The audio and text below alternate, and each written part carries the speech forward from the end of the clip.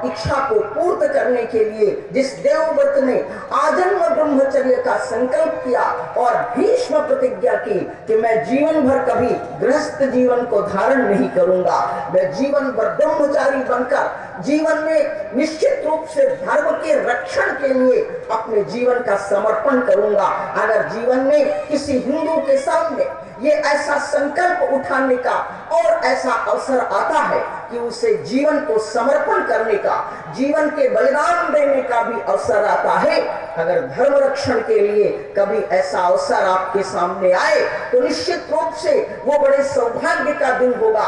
भारत की तरुणाई का मैं निश्चित रूप से आह्वान करना चाहती हूँ कि आप सभी लोग अपने जीवन में धर्म रक्षण के लिए अगर प्राणों का भी बलिदान हो जाए तो निश्चित रूप से हिंदू को इसमें संकोच नहीं करना चाहिए।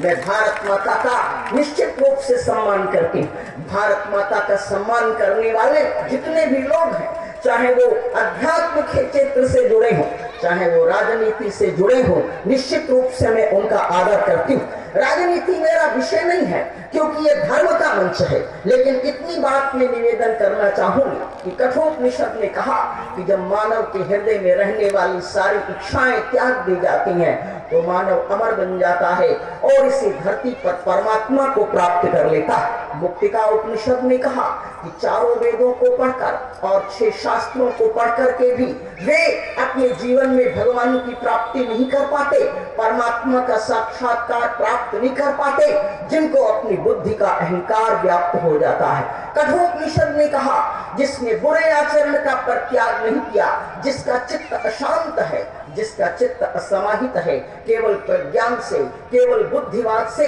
जीवन के वास्तविक तत्व को प्राप्त नहीं किया जा सकता। अभी मैंने कुंभ के उस दर्शन में एक छोटे से बालक का दर्शन किया। उस बालक के अंदर इतना वैराग्य जागृत हुआ छोटी सी आयु में, जिसने सन्यास की दीक्षा को ग्रहण किया।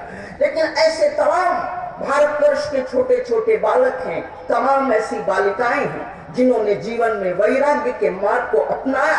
आप कल्पना कर सकते हैं, आज सारा विश्व इस दृश्य को देखने के बाद चमत्कृत है। आज सारा विश्व देश में इतना बड़ा कुंभ का आयोजन, इतना बड़ा मेला, इतना बड़ा संगम पवित्र, इसको देखने के बाद चमत्कृत है। ये केवल भारत की धरती का चमत्कार है, जहां इतने विश्व के लोग 50 करोड़ से भी अधिक संख्या में जाने वाले लोग इतनी शांति पूर्वक, इतने आनंद पूर्वक संगम में स्नान कर सके।